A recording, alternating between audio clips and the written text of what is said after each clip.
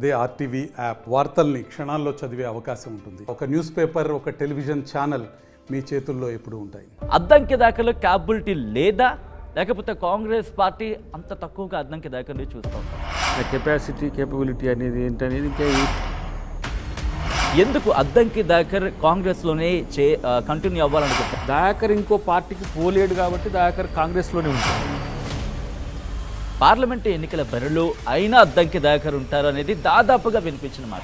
ఆ తప్పులో కేసీఆర్ గారి పాత్రే ప్రిన్సిపల్గా ఉంది. బొమ్మలు లెక్క పొగబెడుతున్నారా అనే ఒక మాట చాలా గట్టిగా మరి ప్రచారంలో ఉంది. అంటే ఒక పదవి ఇవ్వటం లేదు అలా అని చెప్పి మీ ఫేవర్ను ఉపయోగించుకుంటున్నారంటే మీ మాటల ప్రకారం చూస్తూ ఉన్న మాట వినిపిస్తోంది, కానీ ఎక్కడ మీ అడుగు ముందుకు పట్టడం లేదు. చాలా తక్కువ, rarest of the rare issues నాలాంటివి ఉంటాయి. పటేల్ రమేష్ రెడ్డి లాంటి వాళ్ళు పార్టీ ఎమ్మెల్యే టికెట్ ఆశించి తర్వాత పార్టీ నుంచి బయటకు వచ్చేస్తామని చెప్పిన తర్వాత అక్కడికి ఉత్తమ్ కుమార్ రెడ్డి వెళ్ళారు, లెటర్ రాయించుకున్నారు, సంతకం పెట్టి ఏకంగా ఇచ్చిన తర్వాత పార్లమెంట్ టికెట్ భరోసా ఇచ్చిన పరిస్థితి. సో ఇక్కడికి ఇప్పుడు తనను అకామిడేట్ చేయకపోతే కూడా ముఖ్యమంత్రికి అత్యంత సన్నిహితులైన అద్దంకి దాకర్ని రేవంత్ రెడ్డి అన్యాయం చేస్తున్నారు. తాను నాకు అవకాశాలు ఇవ్వకపోవడానికి కారణమని అనుకోవడమే కాకుండా అద్దంకి దాకర్ తెలుగు ప్రజలకు, ముఖ్యంగా తెలంగాణ రాజకీయాలకు పరిచయం అక్కర్లేని పేరు. కాంగ్రెస్కి సంబంధించి త్యాగ రాజు అనే పేరు అనిపిస్తుంది. అవును, ముఖ్యంగా తెలంగాణ రాజకీయాల్లో బహుశా ఇంతగా త్యాగాలు చేస్తున్న వాళ్ళు కాంగ్రెస్కి సంబంధించి మాట్లాడుకుంటే ఇంతకన్నా ఇంకెవరు ఉండరేమో అనే చర్చ కూడా ఇప్పుడు జోరందుకుంది. అసెంబ్లీ ఎన్నికలు, ఆ తర్వాత ఎమ్మెల్సీ కావచ్చు, ఎంపీ కావచ్చు, ఇప్పుడు తాజాగా ఇంకో పేరు వినిపిస్తోంది. దాని గురించి కూడా ముందు ముందు మాట్లాడుకునే ప్రయత్నం చేద్దాం. సో ఏం జరగబోతోంది? ఆయన ఇన్ని ఢక్కాముక్కలు తగిలిన తర్వాత కూడా కాంగ్రెస్ పార్టీలోనే కొనసాగుతారా? ఇంకేమైనా ఆశిస్తున్నారా పార్టీ నుంచి? లేకపోతే ఒక కార్యకర్త లాగే కంటిన్యూ అవుతారా? ఏం జరగబోతుంది? అద్దంకి దాకర్ నెక్స్ట్ వ్యూహం ఏంటి? ఆయన ఏం చేయబోతున్నారు? ఆయన మాటలను తెలుసుకుందాం. Let me invite Addanki దాకర్, Congress నేత అని నేను ఎందుకు అనాలనుకుంటున్నాను, ఎందుకంటే ఏ డిజిగ్నేషన్స్ ఇచ్చినా బహుశా ఈ సందర్భంలో అవన్నీ ఏమో, ఎందుకంటే జనాలు చాలా ఈగర్గా వెయిట్ చేస్తున్నారు ఆ పదం విని విని, అది కాకుండా కొత్తగా వినాలని చెప్పి. అందుకే కాంగ్రెస్ నేత అద్దంకి దాకర్ రాజు అని చెప్పి మిమ్మల్ని ఇంట్రడ్యూస్ చేస్తున్నారు దయాకర్ గారు. ఎస్, అది చాలా హానర్. కాంగ్రెస్ నేత అనేది చాలా హానర్గా భావిస్తాను. అఫ్కోర్స్ నేను కాంగ్రెస్ లో ఎన్ని సంవత్సరాలు ఉన్నా అనే దానికంటే కూడా కాంగ్రెస్లో ఒక ఫేస్ ఇది అని చెప్పి ఈరోజు జనం అనుకునే కాడికి వచ్చిందంటేనే మన ఎదుగుదల ఆడికి పార్టీ ఇచ్చిందని నేను అనుకుంటా. కాబట్టి కాంగ్రెస్ నేత అనేది చాలా మంచి పదం నా దృష్టి. ఎదుగుదల అయిపోయిందా? Straight question. ఎందుకంటే ఎమ్మెల్యే సందర్భంలో విన్నాం, ఎస్ మీ పేరు ఇంకా కన్ఫర్మ్ అనుకున్న టైంలో డ్రాప్ అయ్యారు. ఎమ్మెల్సీ మీరు ఏకంగా వీడియో రిలీజ్ చేశారు. ఎంపీ టైంలో కూడా మీ పేరు దాదాపు లేదు అన్న మాట వినిపిస్తోంది. నెక్స్ట్ ఎమ్మెల్యే గురించి కూడా తర్వాత మాట్లాడుకునే ప్రయత్నం చేద్దాం. మీ ఎదుగుదల అయిపోయిందా దాకర్ గారు? ఎదుగుదల అనే దానికంటే అసలు మొదలే కాలేదు కదా. ఎదుగుదల అనేది మొదలే కాలే. కాకపోతే కాంగ్రెస్ పార్టీ కొరకు పనిచేయడం అనేది మాత్రమే నడుస్తున్నది. రేపు ప్రభుత్వంలోకి వచ్చినాం కాబట్టి అధికార అవకాశం ఇచ్చే అవకాశం ఉంది కాబట్టి మొదలే ఇప్పుడు అనుకుంటున్నాను నేను. సో ఇంకా అవకాశమా ఎక్కడ మీకు హట్టింగ్గా అనిపించట్లా? ఎందుకంటే ఈ మధ్యకాలం రాజకీయాలు చూసుకుంటే కనుక పదవి దక్కకపోతే ఈ పార్టీ నుంచి నెక్స్ట్ పార్టీ, కాకపోతే మళ్ళీ ఇంకొక పార్టీలో పదవుల కోసం ఆశించే రోజుల్లో కూడా ఇంకా అద్దంకి దాకర్ కాంగ్రెస్ని నమ్ముకుంటున్నాడంటే అద్దంకి దాకర్లో క్యాపబిలిటీ లేదా, లేకపోతే కాంగ్రెస్ పార్టీ అంత తక్కువగా అద్దంకి దాకర్ని చూస్తోందా? ఏమంటారు? కాంగ్రెస్ పార్టీ ఎప్పుడు తక్కువగా చూడదు. కేపబిలిటీ అనేది మనకు అవకాశం వచ్చినప్పుడు తెలుస్తుంది. నా కేపబిలిటీ అనేది ఏంటనేది ఇంకా ఎక్కడ అధికారం సంబంధించి ఎప్పుడు కూడా లేను కాబట్టి ఈయన గింతేనా అనుకోవడానికి లేదు, ఈయన ఇట్లా చేస్తాడని చెప్పుకోవడానికి కూడా లేదు కదా. ఇప్పటి వరకు నేను కాంగ్రెస్ పార్టీలో ఉన్నా కూడా ఒక ఉద్యమ నాయకుల లెక్క బిహేవ్ చేసి పనిచేయడమే జరిగింది. ఉద్యమకాలంలో కూడా నేను ఉద్యమం చేయడం జరిగింది. రేపైనా సరే కాంగ్రెస్ పార్టీలో ఉన్నా, అధికారంలో లేకున్నా ఆ ఉద్యమ నేపథ్యం అనేది ఎప్పుడు కూడా నాలో అది కొనసాగుతూనే ఉంటుంది.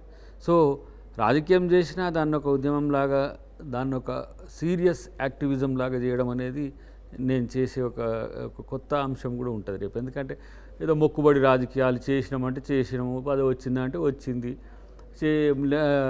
ఈ 5 సంవత్సరాలు ఉన్నామంటే ఉన్నాం. వాళ్ళ ముద్రలు కాదు కదా, వాళ్ళ ఏమంటాము, వాళ్ళ మొహాలు కూడా కనపడకుండా పోయే రాజకీయాలు ఉంటాయి. కానీ అట్లా కాకుండా తనదైన శైలిలో ఒక మంచి ప్రజాప్రతినిధిగా ఉండే అవకాశం కూడా భవిష్యత్తులో ఉంటుంది నాకు. అది గత 4 నెలల నుంచి, ఎందుకంటే నేను మిమ్మల్ని ఇంటర్వ్యూ చేయడం ప్రారంభించిన దగ్గర నుంచి గత 4 నెలల నుంచి విని నాకు కూడా బోరు కొట్టేసింది.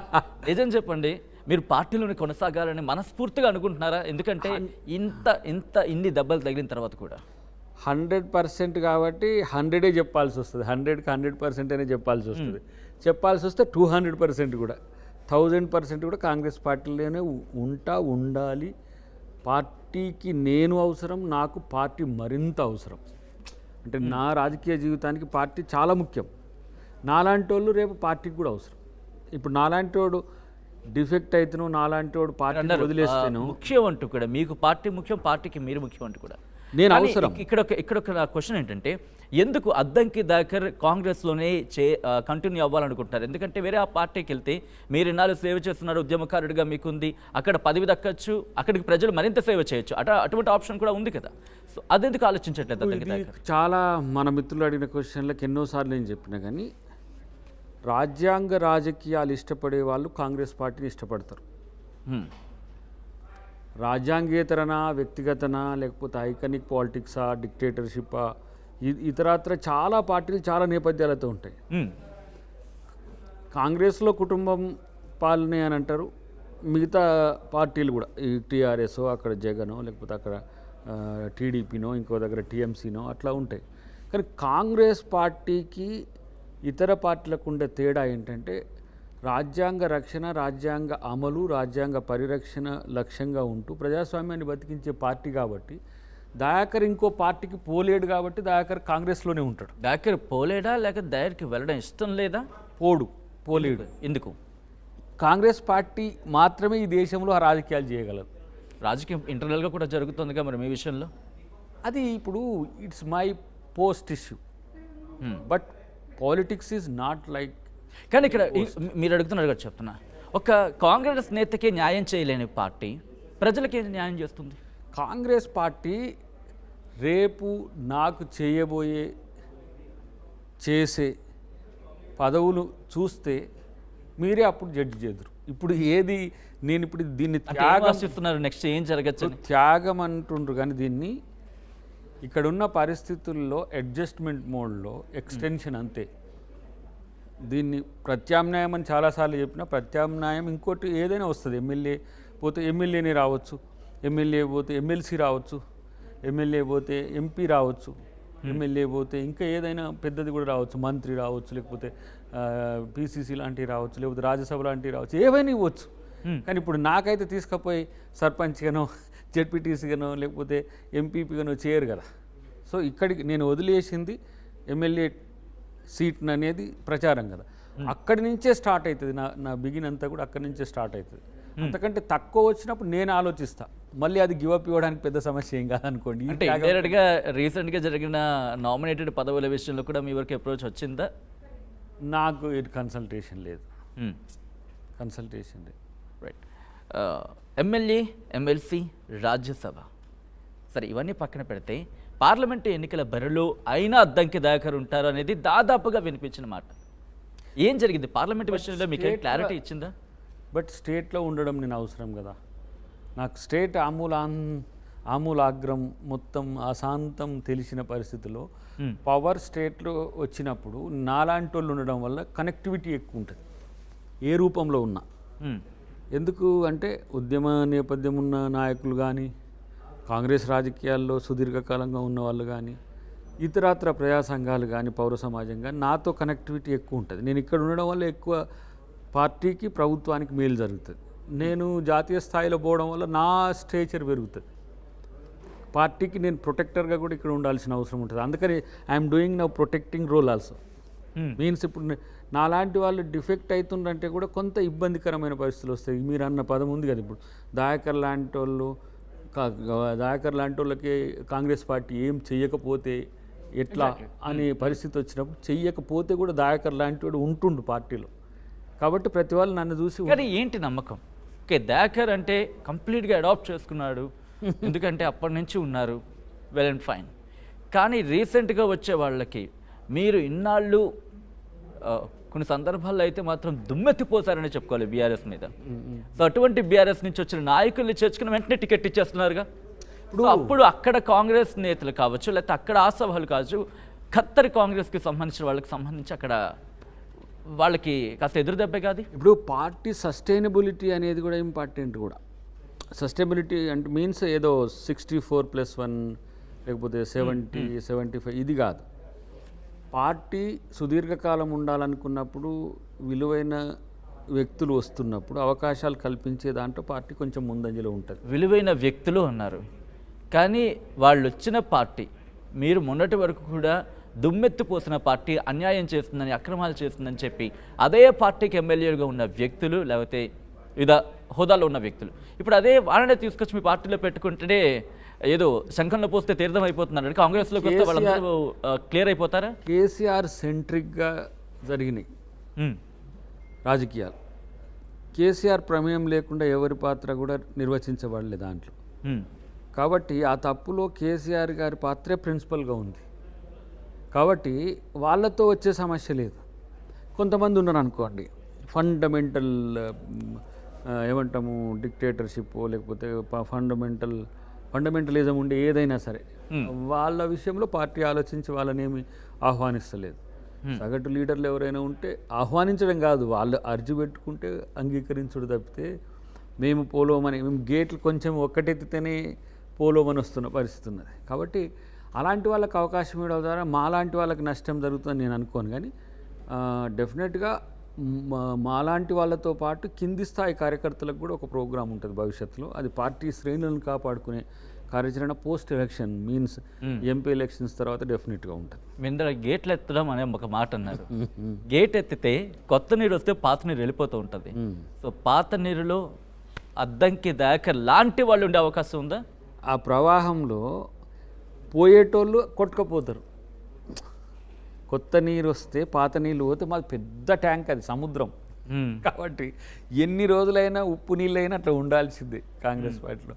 పోవడం వల్ల లాభం వాళ్ళకేం ఉండదు. కాబట్టి పోయేటోళ్ళ కర్మ అనుకుంటాం అంతే. కానీ ఎదురిగితే నిలిచిన వాళ్ళని చూసాంగా పార్టీలోని. ఇప్పుడు ఆ అవసరం నాలాంటి వాళ్ళకి లేదు కదా.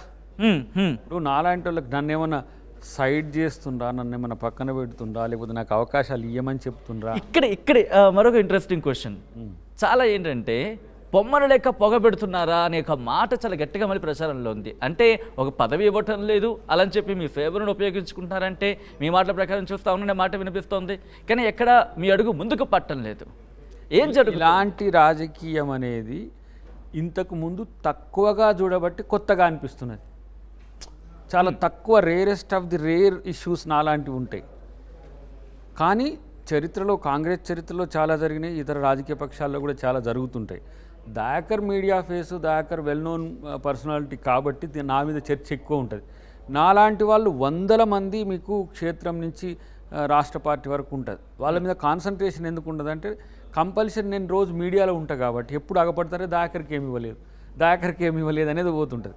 కానీ నాకు వచ్చే అవకాశం ఉంది అని ప్రతిసారి నేను చెప్పనక్కర్లేదు. కానీ నాలాంటి వాళ్ళకు అవకాశం ఇచ్చి కూడా పార్టీ ఎట్లా నిరూపించుకుంటుందో మీరు చూస్తారు భవిష్యత్తులో. ఒకటైతే ఎవరైతే కనపడకుండా ఉంటారో, మరుగునబడి ఉన్నారో వాళ్ళకు కూడా అవకాశాలు ఇచ్చే ఒక ప్రయత్నం కాంగ్రెస్ పార్టీ పెద్దగా ఇలా ముఖ్యమంత్రిగా రేవంత్ రెడ్డి గారు తీసుకుంటారు. ఎందుకంటే తనకు తెలుసు. ఇక్కడే మళ్ళీ వస్తున్నా, పటేల్ రమేష్ రెడ్డి లాంటి వాళ్ళు పార్టీ ఎమ్మెల్యే టికెట్ ఆశించి తర్వాత పార్టీ నుంచి బయటకు వచ్చేస్తామని చెప్పిన తర్వాత అక్కడికి ఉత్తమ్ కుమార్ రెడ్డి వెళ్ళారు, లెటర్ రాయించుకున్నారు, సంతకం పెట్టి ఏకంగా ఇచ్చిన తర్వాత పార్లమెంట్ టికెట్ భరోసా ఇచ్చిన పరిస్థితి. కానీ కట్ చేస్తే నామినేటెడ్ పోస్ట్ ఇచ్చారు. ఇప్పుడు ఈరోజు నామినేటెడ్ అయింది, రేపు ఎక్స్టెన్షన్లో మంచి అవకాశం రావచ్చు.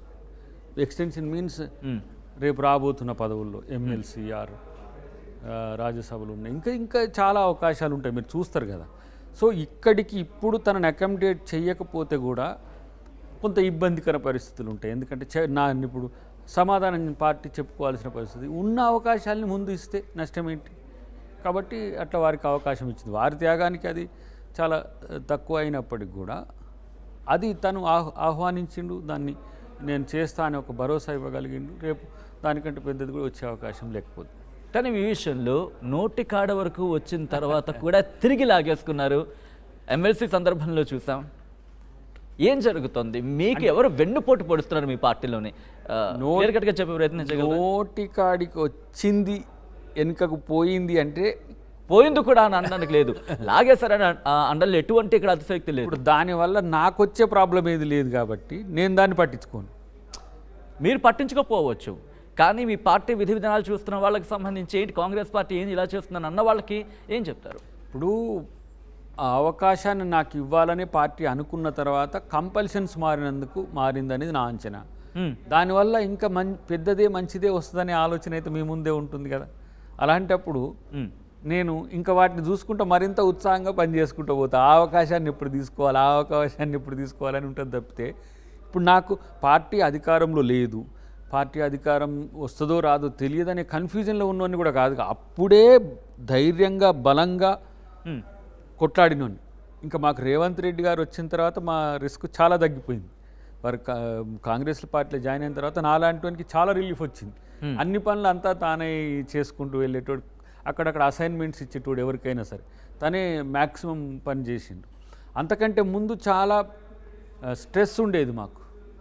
ఏది పార్టీ 2014 నుంచి ఓడిపోయిన తర్వాత వచ్చి పార్టీ వాయిస్ని వినిపించేటోళ్ళు కూడా ఉండకపోయేది, ప్రెస్ మీట్లు ఉండకపోయేది, పార్టీ కార్యాచరణ ఉండకపోయేది. మళ్ళీ ఎందుకంటే ఓటమి తాలూకు నెగిటివ్ ఉన్న తర్వాత అయినా కూడా పొన్నాల లక్ష్మి గారు అప్పుడు బాగానే కొన్ని ప్రోగ్రామ్స్ ఆర్గనైజ్ చేసేది, మేము దాన్ని డిజైన్ చేస్తున్నాం. తర్వాత ఉత్తమ్ గారు వచ్చినాక ఇంకా కొంత యాక్టివిజం పెరిగింది.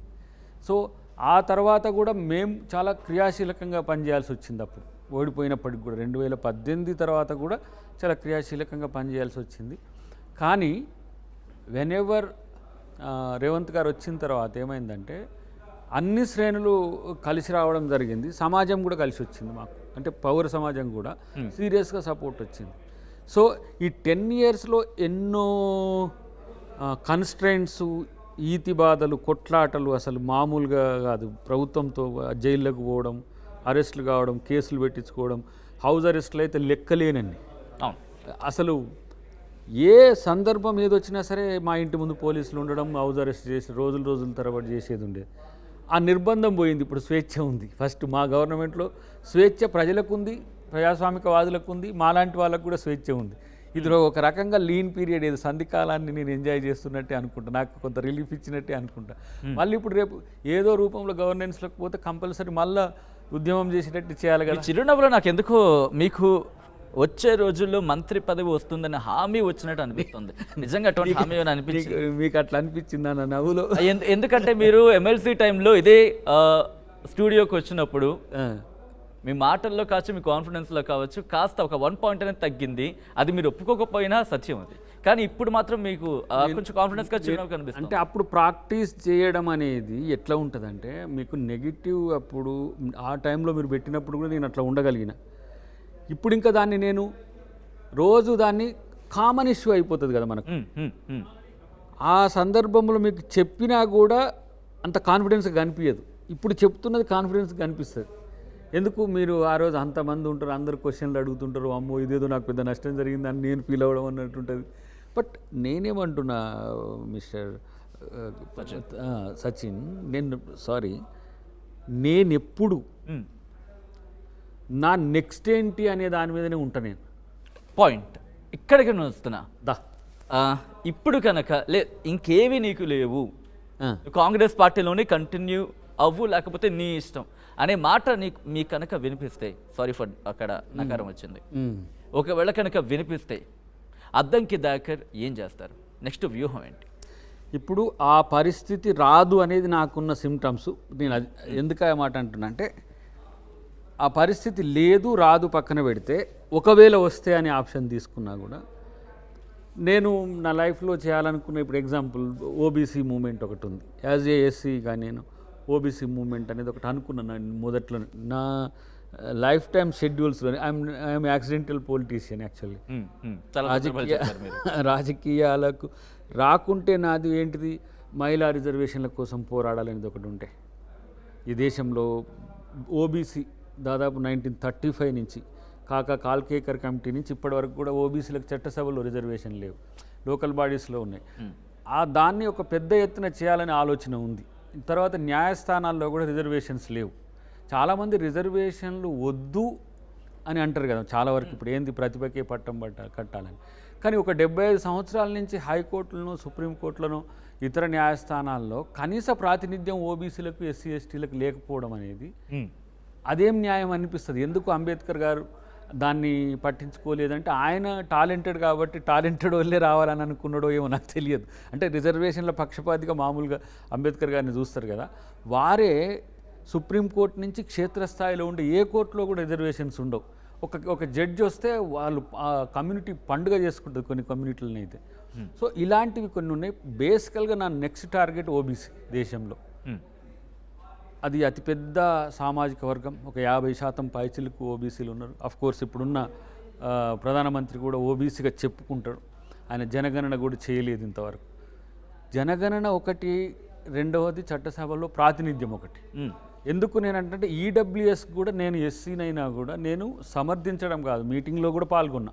ఈడబ్ల్యూఎస్ రిజర్వేషన్లో 10% ఇచ్చినా కూడా నాకు బీసీ, ఎస్సీ, ఎస్టీల నుంచి కొంత వ్యతిరేకత వచ్చి దయాకర్ ఏంది అగ్రవర్ణాల ఓటు కోసం ఏదో పాకులాడుతున్నాడు అని చెప్పి నేను వర్గీకరణకు మద్దతు ఇచ్చిన రోజు కూడా చాలామంది మాదిగల ఓట్ల కోసం ఏదో దయాకర్ పొలిటికల్గా ఉన్నాడు కాబట్టి నేను హ్యూమానిటేరియన్ గ్రౌండ్స్లో నా సంఘ నేపథ్యం ఏదున్నా లేకపోతే మిగతా ఇతరత్ర ఏమున్నా ఈడబ్ల్యూఎస్ రిజర్వేషన్లు ఎందుకంటే ఆర్థికంగా పేదలైన అగ్రవర్ణాలు ఎదుర్కొంటున్న సమస్యలు నేను ఎంకంలో ఉన్నప్పుడు చూసిన, ఎంసీఏలో ఉన్నప్పుడు చూసిన, ఎల్ఎల్బి చేసేటప్పుడు చూసిన, సిఈసి నేను ఇంటర్మీడియట్ సిఈసి డిగ్రీ నుంచి చాలామంది అప్పర్ క్యాస్ట్ ఫ్రెండ్స్ వాళ్ళు ఫాలో అవుట్ అయ్యారు.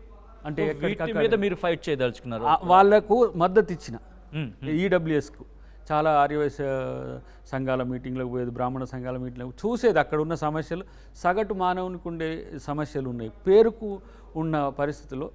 తర్వాత రిజర్వేషన్లు సామాజిక భూతంగా చూసే క్రమంలో ఆ వర్గాలకు, పేద వర్గాలకు, ఆ కమ్యూనిటీస్ నుంచి ముఖ్యమంత్రులు, ప్రధానమంత్రులు అయినా కూడా వాళ్ళ సామాజిక, ఆర్థిక, రాజకీయ పరిస్థితులను మెరుగుపరచలేకపోయినారు. ఆ క్రమంలో ఈడబ్ల్యూఎస్ రిజర్వేషన్లు అవసరమని నేను గొంతెత్తినప్పుడు సేమ్ ఇప్పుడు బీసీలకు కూడా ఎందుకు కావాలని అనుకుంటున్నామంటే ఆ వర్గాల్లో సంచార జాతులు కూడా ఉన్నాయి. కమ్యూనిటీ వాళ్ళకు ఆధార్ కార్డులు కాదు కదా, ఆధారం లేని బతుకులు ఉన్నాయి. తర్వాత ఏ కమ్యూనిటీస్ అయినా రాజకీయంగా రాణిస్తేనే ఆ కమ్యూనిటీస్కు సస్టైనబిలిటీ ఉన్నది. అంటే ఒక వీటన్నిటిని బేస్ చేసుకుని ఒక మూవ్మెంట్ చేయాల్సిన అవసరం ఉంది. అఫ్కోర్స్ రేపు ఏవైనా అధికారం వచ్చినప్పుడు మళ్ళీ అటు షిఫ్ట్ కావాల్సి వస్తుంది. ఒకవేళ అంత లేట్ అయితే ఒక 1 ఇయర్ కూడా ఆగాల్సి వస్తే ఎట్లా లేదు. ఇప్పుడు ఏదో మన వాళ్ళు అంటున్నారు కంటోన్మెంట్కి సంబంధించిన అంశంలో ఇది కూడా ఇంకా మిగిలి ఉన్నది అని చెప్పేసి చర్చ ఉన్నది. ఇది మా ముఖ్యమంత్రి గారు చూసుకుంటారు, నన్ను ఏం చేయాలనేది లేదు, మా క్యాబినెట్ మంత్రులు చూసుకుంటారు. ఎందుకంటే they know what Dayakar done in the party అనేది వాళ్ళకి తెలుసు. ఇంకా నేను ఇప్పుడు ఏమైందంటే నాకు ఇది కావాలి అని అడిగితే అది రాకపోతే ఫీస్ట్ అవుతుంది మీడియాకు. మీన్స్ ఏంట్లా దయాకర్ ఫీస్ట్ అని కాదు, కానీ ఒక లిస్ట్ వచ్చిన తర్వాత అద్దంకి దయాకర్కి, ఎందుకంటే గ్రౌండ్ లెవెల్లో తిరిగిన వాళ్ళు కావచ్చు, గ్రౌండ్ లెవెల్లో ఉన్న వాళ్ళు కావచ్చు, లేకపోతే ఇన్ఫ్యాక్ట్ నేను పబ్లిక్ జర్నీ చేస్తున్నప్పుడు కూడా మెట్రో ట్రైన్స్లో కావచ్చు, బస్సులో కావచ్చు, ఎక్కడో చోట పేరు వినిపిస్తుంటుంది. ఏం జరిగింది వరంగల్ విషయంలో? ఇప్పటికే లిస్ట్ కూడా రిలీజ్ అయిన పరిస్థితి. వరంగల్ విషయంలో ఇంకా ఆ లిస్ట్ రాలేదు, కానీ ఇప్పుడు కొంత లిస్ట్ రిలీజ్ అయిన నేపథ్యంలో వరంగల్ పేరు మాత్రం క్వశ్చన్ మార్క్గా ఉంది. కానీ అక్కడ మీ పేరు వినిపించట్లేదు. ఎందుకని ఈక్వేషన్లో ఎందుకు అద్దంకి దయాకర్ వద్దు అనుకుంది? అసలు వరంగల్ అద్దంకి దయాకర్ అప్లై చేసిండా ఫస్ట్? అక్కడ అప్లికేషన్ గురించి మాట్లాడు అంటే మీన్స్ అనుకుంటుంది, ఆ పేరు వచ్చిన పరిస్థితి ఉంది కాబట్టి. నేనేమంటున్నా అంటే ఏఐసిసి పరిశీలన ఉండొచ్చు, మా ముఖ్యమంత్రి గారు ఆ పరిశీలనకు పెట్టవచ్చు, లేదు ఇంకా ఇతరత్ర డిమాండ్లు వచ్చి అద్దంకి దయాకర్ని వరంగల్లో పెడితే బాగుండు అని అనుకోవచ్చు. కానీ నేను సెకండ్ టైం ఎమ్మెల్సీ తర్వాత, ఎమ్మెల్సీ కూడా నేనేం అప్లై చేసింది కాదు, నేను అర్జీ పెట్టుకున్నది కూడా కాదు. పార్టీ ఇవ్వాలనుకున్నది ఇవ్వలేకపోయింది, డెఫినెట్గా అకామిడేట్ చేస్తుంది. ఇక్కడ కూడా ఇప్పుడు నేను ఎంపీ అడిగింది అనుకోండి, సామాజిక సమీకరణాలు ఇతరత్ర కారణాల వల్ల మళ్ళీ వరంగల్ ఎంపీ రాలేదని అనుకోండి, ఈ బ్రేకింగ్లు తట్టుకోలేను, ఈ ప్లేట్ బ్రేకింగ్లు, ఈ మన ఏంటిది ఈ సోషల్ మీడియా ఇవంతా కూడా కొంత పార్టీకి నష్టం చేస్తుంది. నాకు పవర్ ఇవ్వడానికి ఇంత రాద్ధాంతం అక్కర్లే. రెండవది ఏంటంటే అడగలేదు అని చెప్పి ఇస్తే వద్దనే పరిస్థితిలో లేను నేను. పార్టీ డైరెక్ట్ చేస్తే నేను చేయాల్సి వస్తుంది. ఒకవేళ నాకు ఇష్టం లేకపోతే మళ్ళీ చెప్పినా కదా మీకు, జస్ట్ గివ్ అప్, మళ్ళీ సాంప్రదాయాన్ని అనుకుంటా సాక్రిఫైస్ చేసుకుంటా ఉండడం తప్పితే నాకు అంటే జాబ్ సాటిస్ఫాక్షన్ కూడా చాలా ఇంపార్టెంట్ కదా. సో జాబ్ సాటిస్ఫాక్షన్ అన్నారు, నామినేటెడ్ పదవి కనుక అద్దంకి దగ్గరికి ఇచ్చుంటే విల్ హీ టేక్? ఎట్లుండేదో అప్పుడు పరిస్థితి అప్పుడు పరిస్థితిని బట్టి ఉంటుంది. నా మూడు ఆ క్షణానికి నేను చేసే పనిలో ఈ క్షణానికి ఏమనిపిస్తుంది? ఒకవేళ నామినేటెడ్ పదవి అద్దంకి దగ్గరికి ఇచ్చారనుకుందా, అది ఇవ్వరు అని తెలుసు కాబట్టి నేను దాన్ని పెద్దగా పట్టించుకోలే. అంటే నాకు వచ్చే అవకాశాలు ఉన్న వాటి మీద నీకు చెప్పలేని ఉంటాయి కాబట్టి అవి కూడా దాచుకొని కడుపులో నేను వాటిని సందర్భం వచ్చినప్పుడు వాళ్ళే అవుట్డేటెడ్ అయినాక ఆ ఇష్యూస్ మీద మీకు చెప్తా. కానీ వన్ థింగ్, అసలు దయాకర్ పదవి అనేది అసలు పెద్ద సమస్య అయింది సచిన్. ఎందుకు ఈ మాట అంటున్నా అంటే, నువ్వు ఫ్లైట్లో పో, నువ్వు ట్రైన్లో పో, లేకపోతే నువ్వు అన్నట్టు ఏడవో ఎక్కడ పోయినా దయాకర్ గారు మీకు ఇది రాలేదు, అది రాలేదు, మీరు ఇట్లా అవుతున్నారు, వాళ్ళే నా లైఫ్ హిస్టరీ చెప్పినట్టు చెప్తున్నారు. అప్పుడు అట్లా అయింది, ఇప్పుడు ఇట్లా అయింది, ఇప్పుడు ఇట్లా అయిందని. ఇది ఇబ్బంది అవుతుంది నాకు. అంటే నా గురించి సమాజంలో ఉండే సామాన్యుల సానుభూతి అనేది కొంత సమస్యగా మారుతుంది. అంటే అమ్మా నేను ఇంత పెద్దగా నష్టపోయినా అని చెప్పేసి. కానీ నేను ఎంత మేలు. మీరు ఇక్కడ మళ్ళీ వస్తున్నాను, సామాన్యుడికి అర్థమవుతుంది కానీ ఎందుకు కాంగ్రెస్ అధిష్టానం కావచ్చు రాష్ట్ర నాయకత్వం, they know very well. But తెలియడం వేరు, తెలియడం వేరు, తెలిసిన దాన్ని ప్రొజెక్ట్ చేయడం వేరు. ఇప్పుడు బికాస్ అట్ ద ఎండ్ సామాన్యుడికి రీచ్ అయ్యేది. ఇప్పుడు ఏమిస్తారు అనేది నేను చెప్పలేను నీతోని. కానీ దయాకర్ని పార్టీ కొరకు బలంగా వాడాలని అధిష్టాన నిర్ణయం ఉంది. ఇక్కడైనా ఏమి ఇస్తారని నేను అడగను, కానీ ఎప్పట్లోగా ఇస్తారు? ఏమైనా డ్యూరేషన్? ఎప్పటికైనా ఇవ్వనివ్వండి. కాదు అంటే మీకంటే ఒక ఎక్స్పెక్టేషన్ ఉంటుంది, ఒక 3 నెలలు, 6 నెలలు, సంవత్సరం, ఏడాదో, లేకపోతే 2 ఏళ్ళు, 10 ఏళ్ళు, ఏదో నెంబర్. నేను పోయే ట్రావెల్లో ఏమవుతుందంటే, నేను మామూలుగా జోక్ చెప్తుంటా కదా అప్పుడప్పుడు, ఏ పాత్ర వేసినా మనకు అత్తారింటి దారిలో బ్రహ్మానందంకే తన్నులు పడుతుంటాయి అట. అంటే ఏ పదవి వచ్చినా నా దగ్గరికి వచ్చేవారికి అడ్డంకి జరుగుతున్నది. అడ్డంకి అడ్డంకి ఏంటి అని అంటే నేను రీజన్స్ చెప్పలేకపోవచ్చు. బట్ వన్ థింగ్, నేను చాలా స్మాల్ మెన్, నన్ను అక్కడికి వెళ్దాం. కానీ మీరు అందరు అడ్డంకి అడ్డంకి ఏంటంటే, ఆయన కోమటిరెడ్డి ఫ్యామిలీ మీద వేసిన ఒక డైలాగు అదే అడ్డంకి.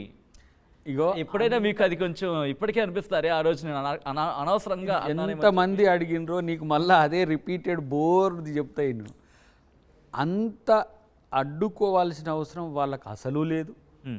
రెండో అంశం ఏంటంటే, నిరంతరం నన్ను అడ్డుకుంటానికే వాళ్ళు కార్యాచరణ చేయాల్సిన అవసరము లేదు. మేము కలుస్తాం, మాట్లాడుకుంటాం, ప్రేమతో ఉంటాం. అవసరమైతే అప్పుడప్పుడు అది చివుక్కుమన్నప్పుడు బాధ అనిపించవచ్చు. నాకు కూడా అది అనిపించింది. మొన్న సరే మన వెంకటరెడ్డి గారి సిస్టర్ ఆ రోజు కలిసింది. మేము క్లోజ్గా ఉండేటప్పుడు మా కాన్స్టిట్యున్సీ వారిది, అలా అనేది లేకుండా అన్నప్పుడు నాకు కూడా ఒక ఇంత అనిపించింది. మేము అంత క్లోజ్గా ఉండేటోళ్ళు నువ్వు ఎందుకు అన్నానని ఒక స్థితి వచ్చినప్పుడు కొన్నిసార్లు తప్పులు దొరికిపోతాయి కదా, దానికి జరిగినాయి కూడా కదా. బట్ అప్పుడప్పుడు అట్లా అనిపించినప్పుడు ఏమో, కానీ కలిసినప్పుడు ఎప్పుడు కూడా మేము మంచిగానే ఉంటాం. రెండవది అంటే ఎప్పుడైనా మీ ముగ్గురు ఉన్నప్పుడు కావచ్చు, లేదా కోమరెడ్డి వెంకటరెడ్డి, రాజగోపాల్ రెడ్డి, మీ ముగ్గురు కాన్వర్సేషన్, ఇద్దరు కాన్వర్సేషన్లను అరే ఇలా అనుకుని ఉండాల్సింది అని చెప్పి అది ముందు కూడా అనుకున్నాం. అది అన్న తెల్లారే నేను రాజగోపాల్ రెడ్డి గారు కలిసిన, ఏం దాకా నువ్వు ఇట్లా స్లిప్ అయినావు, ఏం దాయే నీకేమన్నా ఇట్లయిందని అన్నాడు. అంటే నేను తర్వాత మళ్ళీ అంటే మాకు అంత యాంగర్లో కూడా ఆ పాజిటివిటీ ఉన్నది. తర్వాత నేను వెంకటరెడ్డి గారు కలిసినప్పుడు కూడా, నీకు నాకు ఏం సంబంధం, నాకు సమస్య లేదు పోయి, అసలు నువ్వు అన్నావు మా వాడు ఇట్లా ఎందుకు అన్నాడని ఫీల్ అయినా నేను, అంతే తప్పితే అది నీకే బ్యాడ్ అయింది కదా అన్నాడు ఆయన. నాకు అయినా కూడా నీ మీద నాకేం అలాంటి కోపం లేదు. అంటే నేను రీకన్సిలియేషన్ అయినా కదా అంతకంటే ముందే. సరే ఆ సంఘటన గిన్ని అడ్డుకుంటాయా సచిన్? గిన్ని చెప్పాలి కాదు. దాంట్లో కొన్ని సందర్భాలు, కొన్ని సందర్భాల్లో కొన్ని కారణాలు, కొంతమంది వ్యక్తులు, వాళ్ళ యొక్క అవకాశాలు, వాళ్ళకి సంబంధించిన రాజకీయం అంటే చాలా లోతుగా స్టడీ చేయడానికి కూడా నాకు అర్థమైంది. నేను ప్లెయిన్ పాలిటిక్స్ చేస్తా. మీన్స్ నాకు ఏది అనిపిస్తుందో అది చెప్తా, ఏదనుకున్నానో అది చేస్తా. నాది నా కంటోన్మెంట్ ఇష్టం. బరిలో మీ పేరు వినిపిస్తోంది. ఇది కూడా పేరు వినికిడి వరకే ఉంటుందా? కన్ఫర్మేషన్ వరకు వచ్చే అవకాశం ఉందా? ఎవరైనా కాంటాక్ట్ అయ్యారా మీతో? మీ పార్టీ చెప్పలేము, అంటే ఇవ్వచ్చు, చెప్పలేము. హ్మ్. ఇస్తే ఇవ్వచ్చు. అది నాకు తెలియకుండా ఉండడము, ఎందుకంటే దానికి ఏం అప్లికేషన్ చేసుకునేది ఏమి ఉండదు. హ్మ్. అది ఇప్పుడు దీంట్లో ఎంపీ ఎలక్షన్స్లో కలిపి వచ్చింది కాబట్టి అది ఒకవేళ ముఖ్యమంత్రి గారు అకామిడేట్ చేయాలని అనుకుంటే డెఫినెట్గా దాన్ని ఫార్వర్డ్ కానీ అక్కడ చేస్తాను. మీకు గెలిచే అవకాశాలు ఉంటాయి, ఎందుకంటే సానుభూతి అనేది ఉంటుంది, నేను ఫ్యాక్టర్స్ అన్నీ ఉంటాయి కాబట్టి ఒకవేళ మీరు అక్కడ నేను గెలుపు ఓటములు ఎప్పుడు కూడా పట్టించుకోను. హ్మ్. మొట్టమొదటిసారి నాకేం ఎమ్మెల్యే టికెట్ ఇస్తా అని చెప్పి పార్టీలకు ఆహ్వానించలే పార్టీ నన్ను. దయాకర్ నువ్వు కాంగ్రెస్ పార్టీలోకి రమ్మని చెప్పి నాకు ఇన్విటేషన్స్ ఉన్నాయి. మేడం గాంధీ నుంచి మొదలు పెడితే దామోదర నరసింహ గారి వరకు వెళ్ళిన జాయిన్ అయినా. నేనేం ఎమ్మెల్యే టికెట్ అడగలే. హ్మ్. వాళ్ళు మొట్టమొదటిగానే నాకు ఎమ్మెల్యే టికెట్ అనౌన్స్ చేసిండ్రు. హ్మ్. ఓడిపోయిన పెద్దగా దాన్ని ఏం పట్టించుకోలే. పార్టీ కొరకు గెలిచిన ఎమ్మెల్యేలు ఎట్లా పనిచేస్తారో అంతకంటే ఎక్కువ నేను పనిచేసిన. 2018లో కూడా అట్లనే నేనేమి టికెట్ను ఆశించి, అంటే ఆర్థిక అంశాలు చాలా బలంగా ఉంటాయి కాబట్టి నేను దాన్ని ఏం పెద్ద రిక్వైర్మెంట్గా చూడలే. బట్ తక్కువ మార్జిన్లో ఓడిపోయిన దయాకర్ని ఎందుకు అవకాశం ఇవ్వద్దని ఇచ్చిండ్రు. హ్మ్. అప్పుడు ఈవీఎంలతోనో మిస్మేనేజ్మెంట్తోనో ఓడిపోయినా, కానీ నేనేం తగ్గలే. ఇప్పుడు కూడా ఇస్తే నేను కన్ఫర్మ్గా పార్టీకి ఉపయోగపడతా అనుకుంటే గెలుపోవటం నేను పట్టించుకోను. హ్మ్. ఇప్పుడు ప్రభుత్వంలో ఉంది, అధికారంలో ఉన్నాం కాబట్టి గెలవడం అనేది ఈజీ. తర్వాత ఇప్పుడు వచ్చిన సానుభూతో స్ట్రేచరు ఇదంతా కూడా కలిసి వస్తుంది. కానీ గెలిస్తే రాజకీయాలు చేద్దాం, ఓడిపోతే రాజకీయాలు వద్దు అనుకునే తరహా రాజకీయ నాయకుడిని కాదు. ఫస్ట్ ఆఫ్ ఆల్ నేను ఈ ఫక్త్ పొలిటీషియన్ కాను. హ్మ్. ఐఎమ్ అకాడమిక్ అండ్ ఏమంటారు ఇంకా చెప్పాలంటే ఒక కమిటెడ్ పొలిటీషియన్గా సమాజంలో ఎదగాలని అనుకుంటాను. బట్ ఒక కమిటెడ్ పొలిటీషియన్ అని మీరు మాట అన్నప్పుడు ఇక్కడ కొంతమంది గురించి నేను ప్రస్తావించాలనుకుంటున్నాను, ఎందుకంటే మళ్ళీ కాస్త రొటీన్గా క్వశ్చన్ అవ్వచ్చు, బట్ ఏం కాదు. Need of the hour. ఎందుకంటే పార్టీ మారుతున్న పరిస్థితుల్లో ఒకనొక టైంలో మీరే విమర్శించారు పార్టీ మారుతున్న వ్యక్తులను ఉద్దేశించి. ఇప్పుడు అదే పార్టీని వేరే పార్టీ నుంచి మీ పార్టీలో చేరుకుంటున్నారు, వచ్చిన వెంటనే టికెట్ ఎత్తుకుపోతున్నారు. ఎంతవరకు సమంజసం ఇది? ఇప్పుడు టికెట్ రాజకీయాలు, పదవుల రాజకీయాలు వేరు. నేను ఇంతవరకు పదవుల రాజకీయాల్లో నేను ఇంతవరకు ఎంటర్ కాలే. మీన్స్ రాజ్యాంగ పదవులు, ఎమ్మెల్యే, ఎంపీ, మంత్రి, లేకపోతే రాజ్యసభ ఇట్లాంటి వాటిల్లో నేను ఎంటర్ కాలే ఇంతవరకు. ఎంటర్ అయి ఉంటే అరే ఇది నాకు కావాలి కాబట్టి నేను ఆల్టర్ అవుతుంటేనేమో. సో రాజకీయ స్వార్థం పెరిగి ఇంకా రాజకీయ స్వార్థాలు పెంచుకోవడానికి కూడా అవకాశం లేదు, పెరగనివ్వను. నేను ఒక ఆర్గానిక్ లీడర్గా ఎదగడం ఎట్లా? అందరు మామూలుగా ఏమంటారు, డబ్బు ఉంటే లీడర్ అవుతాడు వాడు ఎంత చిన్నోడైనా అంటే వాస్తవం కూడా అవుతుంది. కానీ దయాకరే డబ్బుతోనే ఎదగలేదే. దయాకర్ సమాజంతో ఎదిగి, ఆ డబ్బు లేకపోవడమే దయాకరికి ప్రస్తుతం పక్కన పెడుతున్నాను అనుకోవచ్చు. మరి అట్లాంటప్పుడు గత 2 సార్లు ఎట్లా టికెట్ ఇచ్చిండ్రు? గెలవలేకపోవడం అనేది నీ చేతుల్లో ఉంది, కానీ అవకాశాలు ఎందుకు ఇచ్చింది? ఈసారి ఇవ్వలేక కాదు కదా, ఇవ్వడానికి అవకాశం ఉన్నా సరే దాన్ని ఎక్స్టెండ్ చేసుకున్నాం కదా. కానీ ఇక్కడ నేను ఒకటి చెప్పాల్సింది ఏంటంటే, ధనం జనం, ధనం ఇంధనంగా జనం కోసం పనిచేయాలనుకుంటే వాళ్ళ స్పాన్ చాలా తక్కువ. అప్పటికే దయాకర్ గారు కాంగ్రెస్ పార్టీకి సంబంధించి మీరు అన్నారు విలువలు, వాల్యూస్ అని మీరు కొంచెం పెద్ద పదాలు వాడారు కాబట్టి, సరే పార్టీ నుంచి మీరు ఎన్నాళ్ళు దుమ్మెత్తిపోసిన నాయకులు కావచ్చు, వాళ్ళు మళ్ళీ ఈ పార్టీలోకి చేరుతున్న పరిస్థితి ఉంది కదా. ఎన్ని రోజులు ఉంటారో వాళ్ళు, ఎప్పటి వరకు ఉంటారో, ఎప్పుడు పోతారో, వాళ్ళ గురించి మనం ఆలోచించొద్దు. నేను పార్టీ ఆలోచన విధానం ఎట్లుంది, నేను పార్టీకి ఎట్లా ఉపయోగపడుతున్నా, పార్టీకి నేను ఎట్లా ప్రొటెక్టర్గా సేవకునిగా ఉంటున్నా, ఇంత మేరకు ఆలోచిస్తా. పార్టీ నాకేమిస్తుందనే అంశంలో కూడా నేను పట్టించుకోను. అది రేపు ఇస్తుంది. నాలాంటి పార్టీ వదులుకోదనే నమ్మకం నాకుంది. ఎందుకంటే ఆ నాయకత్వాన్ని నేను దగ్గరగా ఉండి పరిశీలించిన దాంట్లో రేవంత్ రెడ్డి గారు, ఉత్తమ్ గారు, బట్టి గారు, వెంకటరెడ్డి గారు, పార్టీ ఈక్వేషన్స్ గమనించాలిగా. ఎందుకంటే పార్టీకి సంబంధించిన నేతగా, పార్టీ స్పోక్స్ పర్సన్గా పార్టీ అంశాలను గమనించాలి, అవసరమైన విమర్శ కూడా చేయాల్సిన పరిస్థితి ఉంటుంది. నేనేమంటున్నా అంటే మీలాంటి వాళ్ళని ఎదుర్కోవడం నాకు ఇబ్బంది అవుతుంది ఇప్పుడు. ఎందుకు ఈ అంశం చేయబట్టి, అరే నీకేం చేయలేదు నువ్వేం చెప్తావు కాంగ్రెస్ గురించి అన్నప్పుడు నేను సమాధానం చెప్పలేకపోతున్నా తప్ప, మిగతా అంశాల్లో నేను కామన్ ప్రీవియస్ డేస్లో ఎట్లా ఉన్నానో అట్లనే నేను పార్టీని డిఫెండ్ చేసుకుంటూ ఉంటా. బట్ ఇక్కడ నేనేమంటున్నా అంటే పార్టీ అవకాశం ఇవ్వలేదనే మిషతో నా స్వార్థం కోసం పార్టీ డిఫెక్ట్ కావడం, పార్టీని అవమానపరిచే విధంగా చేయడము అనేది నాకు సాధ్యం కాదు. ఎందుకంటే ఇంకో రాజకీయాలను తెలియవు, చేయలేను కూడా. ఆ రాజకీయాల్లో నాకు ప్రవేశం లేదు. ఎందుకంటే ఇప్పుడు ఎగ్జాంపుల్ బీఆర్ఎస్తో నేను కలిసి పనిచేసిన జేఏసీలో, బీఆర్ఎస్లో ఉండి పనిచేయలే, టీఆర్ఎస్లో ఉండి పనిచేయలే. బీఆర్ఎస్తో కలిసి పనిచేసిన నేపథ్యంలో బీఆర్ఎస్తో కలిసి పని చేయలేను కాబట్టి ఆప్షన్ కూడా తీసుకోలేను నేను దానికి. ఒకసారి ఎప్పుడో కవిత గారు అన్నారు, నేను డాడీతో మాట్లాడి మీరు బీఆర్ఎస్లోకి వచ్చేటట్టు ప్రయత్నం చేస్తా అని చెప్పి వారు ప్రయత్నం చేసిండ్రు. అక్కడ పాజిటివ్ లేదు, నేను పోలేదు కూడా. కానీ కాంగ్రెస్కి ఇన్విటేషన్ చేసిన తర్వాత పోవాల్సిన అవసరము ఉంది అనుకొని పోవాల్సి వచ్చింది ఆ రోజు. ఎందుకు మేము సోనియా గాంధీ గారికి అందరం కూడా మీరు తెలంగాణ ఇస్తే మేము మీతో కలిసి పనిచేయడమే కాదు, మీతో పార్టీలో వస్తామని చెప్పి కూడా మేము ఆడ వాదా ఇచ్చి వచ్చినాం. ఈ దాంట్లో ఫోటో ఉన్నదో లేదో కానీ ఆ మర్రి చెట్టు కింద అమ్మ మాతో అంత ఫోటోలు దిగినప్పుడు మీరు నాతో ఉండండి అన్నప్పుడు ఉంటామని చెప్పినాం. దాన్ని ఆ మాట కోసం కట్టుబడి అనే దానికంటే ఆప్షన్ ఆఫర్ ఇచ్చిండ్రు కదా, ఆ సందర్భంలో ఉంటే మంచిది కదా అని చెప్పి అప్పటికి కోదండరామ్ గారు కూడా జేఏసీని ఎక్స్టెండ్ చేసి పోస్ట్ తెలంగాణలో జేఏసీ ప్రజలకు ఉన్న సమస్యల మీద స్టడీ చేసుకుంటే ప్రభుత్వాలు వచ్చినా మనం ఒక ఎగ్జిక్యూటివ్గా ఉందామని చెప్పేసి ఒక ఆలోచన ఉండే, ఒక 10 మంది జేఏసీ మిత్రులు, కొంతమంది రాజకీయ అవకాశాలు చూసుకుంటారు, బట్ మేము ఉందాం అనుకున్నాం. కానీ నేను కాంగ్రెస్కు పోవడం వల్ల జేఏసీ ఉండే కొన్ని రోజులు తర్వాత అది టీజేఎస్ అయింది. కోదండరామ్ గారు ఒక పార్టీ ఏర్పాటు చేయడం, అప్పుడు కూడా వారికి ముందే చెప్పినాం మేము, టీజేఏసీనే దాంట్లో ఉండే లీడర్లని ఒక 10 మందికి టికెట్స్ ఇచ్చి బీఆర్ఎస్తోని ఆరు ఎవరితోనైనా పొత్తు ఉండి ఇప్పుడు ఏ కార్యక్రమాలు ఏ ఎజెండాతో మనం తెలంగాణ ఉద్యమాన్ని కొనసాగించినామో అది మనం గెలవడం ద్వారా, మనం సభలో ఉండడం ద్వారా చేద్దామన్నాం. కానీ దీన్ని అందరి ప్రయోజనాల కొరకు అన్ని పార్టీలు ఏర్పాటు చేసింది. దీన్ని ఒక పార్టీగా మార్చడం అనేది రాజకీయ స్వార్థం అవుతుంది కాబట్టి అది సాధ్యం కాదు. ఇఫ్ నీకేదైనా రాజకీయ పక్షానికి పోవాలనుకుంటే నువ్వు వెళ్తే మంచిగా ఉంటుంది తప్పితే దీన్ని రాజకీయ పార్టీ. పొత్తుల అంశం గురించి మాట్లాడారు కాబట్టి బీఆర్ఎస్ బీఎస్పీ పొత్తు చూశారు, బీఎస్పీతో పొత్తు బయటకు వచ్చే, బీఆర్ఎస్ నుంచి బీఎస్పీ పొత్తు బయటకు వచ్చేసింది. ఆర్ఎస్ ప్రవీణ్ కుమార్ బీఆర్ఎస్లో జాయిన్ అయ్యారు. ఎలా చూస్తారు? ఇప్పుడు ఆయన కంపల్సరీ అది, ఎందుకంటే బీఎస్పీ విత్ బీజేపీ. సో దాన్ని తను ఇక్కడున్న పరిస్థితుల్లో బీఆర్ఎస్తో వెళ్తే బాగుంటుందనే ఉద్దేశంతో ముందు సూచన చేసిన తర్వాత ఎందుకు కాంగ్రెస్ ఆల్టర్నేషన్ అనిపించలేదు? అంటే బీఎస్పీ బీజేపీతో ఉన్నది కాబట్టి కాంగ్రెస్తో ఉండలేదు. అయితే బీఎస్పీకి రాజీనామా చేసినాక కూడా వారు కాంగ్రెస్కి రావచ్చు.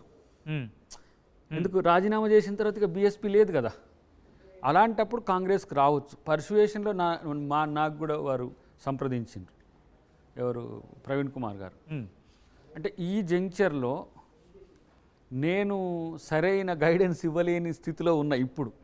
ఎందుకు, నేను ఒకవేళ కాంగ్రెస్కి రమ్మంటే నీలాంటి వాళ్ళకి అవకాశాలు లేవు, నాకేమి ఇస్తారని అన్నప్పుడు నా దగ్గర సమాధానం ఉండదు. బట్ తను కాంగ్రెస్ వైపు కొంత ఆలోచన చేసినట్టున్నది, లేకపోతే నాతో సంప్రదింపులు ఉండవు. But end of the day తన సస్టైనబిలిటీ, తన కెరీర్ని బీఆర్ఎస్తో ఊహించుకున్నాడు కాబట్టి బీఆర్ఎస్తో పోవాల్సి వచ్చిందని నేను అనుకుంటా. తనకు మిగతా రాజకీయ నాయకులకు భిన్నం ఎట్లా, తనకు అంటే మందకృష్ణ మాదిక్ గారికి మిగతా ఉద్యమ నాయకులకు భిన్నం ఏంటి, ఇట్లా కొన్ని ఉన్నాయి. ఇప్పుడు మనోడు విశారదన్ కూడా ఉంటాడు, వాళ్ళు కొంత కన్విక్టెడ్ ఐడియాలజీతో ఉంటారు. ఆర్ఎస్ ప్రవీణ్ కుమార్ గారు కానీ, మందకృష్ణ గారు కానీ, మానవుడు కదిర కృష్ణ కానీ, లేకపోతే విశారదన్ కానీ, కొంతమంది ఉంటారు వీళ్ళు కమిటెడ్గా ఉంటారు. వాళ్ళని మనం ఇది తప్పు అనడానికి లేని స్థితిలో నిర్ణయాలు ఉంటాయి. సో నేను బీఆర్ఎస్ను కన్స్ట్రక్టివ్గా క్రిటిసిజం చేయగలిగిన, బీఆర్ఎస్ను తిట్టగలిగిన, కానీ ఆర్ఎస్పీ బీఆర్ఎస్లోకి పోవడాన్ని ప్రశ్నించలేకపోయినా. కారణం ఏంటంటే ఈ కింది వర్గాల నుంచి ఎదిగే నాయకత్వం తన సోర్స్ను బలంగా వినియోగించుకోవడానికి వేదికలు ఎంచుకోవడంలో బలహీనంగా ఆలోచిస్తే నష్టపోతారు. ఇప్పుడు ఫర్ ఎగ్జాంపుల్ నేను దళిత్ ప్యాంథర్స్ మూమెంట్ ఉన్న ఆయన రామ్దాస్ అత్వాలే, తర్వాత ఆర్పిఐ అత్వాలే ఏర్పాటు చేసిండు. ఆయన బేసికల్గా బీజేపీ సిద్ధాంతాలకు వ్యతిరేకం, ఆయన ఆర్ఎస్ఎస్ సిద్ధాంతాలకు వ్యతిరేకం. అదే నాగ్పూర్లో వారి నడిసేయి. ఆయన సీన్ కట్ చేస్తే మాకు తెలంగాణ మూమెంట్లో మనతో ఉన్నాడు, తెలంగాణ జేఏసీ కూడా వారు సమర్థించిండ్రు, వారు మాయావతి గారు వీళ్ళంతా. సీన్ కట్ చేస్తే ఆయన బీజేపీలోకి వెళ్ళిండు, మంత్రి అయిండు. అవును. సో నేను తన సక్సెస్ అనాలన్నా ఫెయిల్యూర్ అనాలన్నా నాకు జడ్జి చేయడానికి అవకాశం కాదు. అట్నే ఆర్ఎస్ ప్రవీణ్ కుమార్ గారిది కూడా బీఆర్ఎస్లోకి పోవడాన్ని నేను వ్యతిరేకించలేను, కానీ బీఆర్ఎస్లోకి పోవడం వల్ల సక్సెస్ ఆ ఫెయిల్యూర్ అనేది రేపు ఆయన ఏమంటాం తన సస్టైనబిలిటీని బట్టి ఉంటుంది. బట్ బీఎస్పీ లాంటి ఒక బేస్ డయాస్ మాత్రం డిక్లైన్ అయింది. సో ఇక్కడ మీకు సంబంధించి నేను క్వశ్చన్ అడగబోతున్నాను. ఆర్ఎస్ ప్రవీణ్ కుమార్ అటు బీఆర్ఎస్కి వెళ్ళడం, బీఆర్ఎస్ నుంచి ఇప్పుడు పార్లమెంట్కి పోటీ చేస్తున్నారు ఆయన.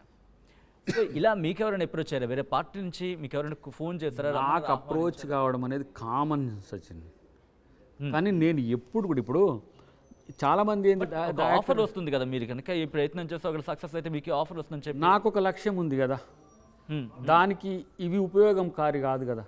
లక్ష్యం అంటే ఓ మహాలక్ష్యం అని ఏదేదో ఊహించుకోని కూడా కాదు. My ultimate goal is protection of the constitution. అది కాంగ్రెస్ పార్టీ బలంగా చేయగలుగుతుంది, అది తయారు చేసింది కాబట్టి తను ప్రొటెక్ట్ చేయగలుగుతుంది అని చెప్పడానికి కూడా సంశయించాను.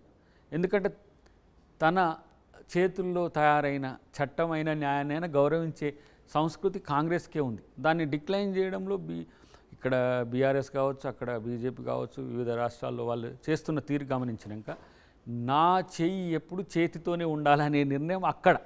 ఈ చెయ్యి గురించి నేను వచ్చింది కదా, మళ్ళీ ఇక్కడ నేను అడుగుతున్నాను. కనెక్ట్ అయినా if I'm not wrong please correct మాకు వాళ్ళు తప్పైతే కనుక. హైకమాండ్ దాదాపు రాష్ట్ర నాయకత్వానికి వదిలేసింది, మీరు టికెట్లు కన్ఫర్మ్ చేసిస్తే కనుక కన్ఫర్మేషన్ చేసే పరిస్థితి అనేది బాహటంగానే వినిపిస్తున్న మాట. ఈ నేపథ్యంలో ముఖ్యమంత్రికి అత్యంత సన్నిహితులైన అద్దంకి దయాకర్ని, ఆయన చేయి పట్టుకుని తిరిగినంత సన్నిహితం ఉన్న అద్దంకి దయాకర్కి రేవంత్ రెడ్డి అన్యాయం చేస్తున్నారా? చెయ్యడు, చెయ్యాల్సిన అవసరమే ఉండదు.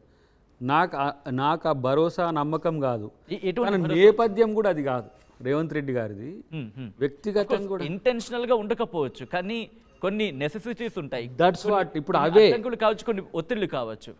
ఇప్పుడు అవే ఆ అబ్స్టాకిల్సే తను నాకు అవకాశాలు ఇవ్వకపోవడానికి కారణమని అనుకోవడమే కాకుండా తను మాత్రమే డిసిషన్ మేకర్ కాడు.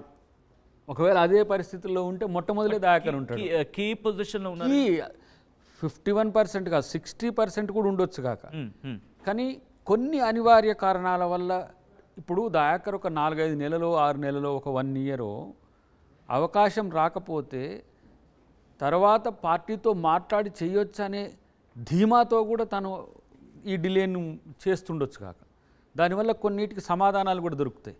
సో ఇలాంటి సందర్భంలో నేను సంయమనంతో ఉండడం అనేది నాకు ఎక్కువ విలువ. ఎట్ ద సేమ్ టైం ఇప్పుడు జరుగుతున్న రాజకీయాల్లో ఈ ఓపికలు, సంయమనాలు, స్థితప్రజ్ఞతలు ఇవన్నీ కూడా వాడలేని పదాలైనవి ఇప్పుడు ఈ రాజకీయాల్లో. ఈ రాత్రికి లేకపోతే తెల్లారి వాడిపోతుంది. ఈడ పదవులు ఉండి కూడా ఆ పార్టీలో పదవి వస్తుందన్నాక పోతున్నారు. కానీ నేను పదవులతో కాదు, నేను ఈరోజు ఒక హోదాను కోరుకొని కనుక ఉంటే నిజంగా దాని స్వార్థం అందామా లేకపోతే అవకాశం తీసుకోవడం అందామా, అదే కనుక ఉంటే ఏమంటే వివిధ పార్టీల ఆఫర్స్ని నేను యాక్సెప్ట్ చేస్తుంటేనేమో. కానీ దాంట్లోకి పోయి నాకు జాబ్ సాటిస్ఫాక్షన్ ఉండదు. అక్కడ పోయి నేను ఇప్పుడు కిరాయి ఇంట్లో ఉన్నట్టే ఉంటుంది, ఇక కొంచెం ఇబ్బందికరంగా ఉంటుంది. కానీ ఇది నేను సొంతగా ఎందుకు ఫీల్ అవుతుంది అంటే కంఫర్ట్. ఇక్కడ నాకుండే కంఫర్ట్, మెంటల్ కంఫర్ట్ ఉంటుంది, పొలిటికల్ కంఫర్ట్ ఉంటుంది. మీరు అంటుండ్రు అందరూ అణిచివేసి అనగదొక్కి, కొంతమంది అయితే అబ్బా ఏందిరా నీకు ఇన్ని చేసిన మా క్లాస్మేట్స్ అంటుంటారు, అరే దయాకర్ గానికే రావట్లేదు ఏందిరా అని చెప్పేసి మా వాళ్ళు యూఎస్లో ఉన్న వాళ్ళు, అక్కడికే ఉన్న వాళ్ళు, నా ఎంసీ క్లాస్మేట్స్ వీళ్ళు కొంతమంది ఎల్ఎల్బి వాళ్ళు ఉంటారు, అబ్రాడ్గా పోయిన చేస్తూ ఉంటారు. చేసి దయాకర్ నీకే ఎందుకు రావట్లేదు, అరే నాకు వచ్చిన రోజు నువ్వు మంచిగా చూస్తావు చెప్పు అంటే ఎవరైనా వాళ్ళకి దగ్గర ఉన్న వాళ్ళు తెలిసిన వాళ్ళు ఉంటారు కదా. బట్ నేను ఎంతసేపటికి ఎంత క్వాలిటేటివ్గా ఎంత ఎఫెక్టివ్గా జనం కొరకు పోరాడుతున్నా కొట్లాడుతున్నా అనే దాని మీదనే ఉంటా. కానీ ఇప్పుడు ఈ మధ్యకాలంలో ఏమైంది సచిన్ అంటే నేను కనబడేది వినపడేది మొత్తం మీడియాలోనే అవుతున్నది. చివరికి టీవీ నాయకుడు అయిపోయింది దయాకర్. అంటే నా నేపథ్యం తెలియని వాళ్ళంతా ఏమనుకుంటారంటే దయాకర్ ఎప్పుడు టీవీలో చూస్తాం, ఎవరైనా ఫోన్ చేసినా అన్న టీవీలో ఉన్నావా, లైవ్లో ఉన్నా, ఐఎమ్ ఆల్వేస్ వాళ్ళకి కనపడేది ఎక్కడ స్క్రీన్లోనే కనపడతా, సెల్ ఫోన్లో కనపడ్డా, వాళ్ళు ఎక్కడున్నా every time I'm with TV. కార్లో పోతున్నా కూడా, ఏది ఈవినింగ్ టైం పోతున్నా కూడా, మార్నింగ్ టైం ఎటైనా జర్నీలో ఉన్నా కూడా నేను స్క్రీన్ మీద పెడతాను. కానీ నా 10 years బ్యాక్గ్రౌండ్ కానీ, అంటే మీన్స్ ఆ గత 4 to 14 ఎన్నో నిద్రలేని రాత్రులు, అసలు ఎంతో అసలు ఆ మూమెంట్ టైం అనేది అంటే అంత సంతోషపడుతూ చేసినాం, దాన్ని పెయిన్గా ఫీల్ కాలేదు. ఎగ్జాక్ట్లీ మీరు ఇంత చేశారు. అఫ్ కోర్స్ మీరు మీ మాటల ప్రకారం చూస్తుంటే భవిష్యత్తు కూడా ఈ కాంగ్రెస్ కంటిన్యూ అవ్వచ్చు, ఎంత ప్రాసెస్ ఉంది కాబట్టి. మీరు ఒక సినిమా తీయబోతున్నారు, ఆ సినిమాలో వీటన్నిటిని, మీ కసిని, మీ కోపాన్ని, వీటన్నిటిని మేళవించే సినిమా ఉండబోతోందా? అది బయోపిక్ కాదు, అది సెమీ బయోపిక్ లాంటిది. అందుకే నా నేపథ్యం దాంట్లో మీ కోపం, మీ కసి, లేకపోతే మీకు జరిగిన దారుణాలు ఇవన్నీ ఉంటాయా?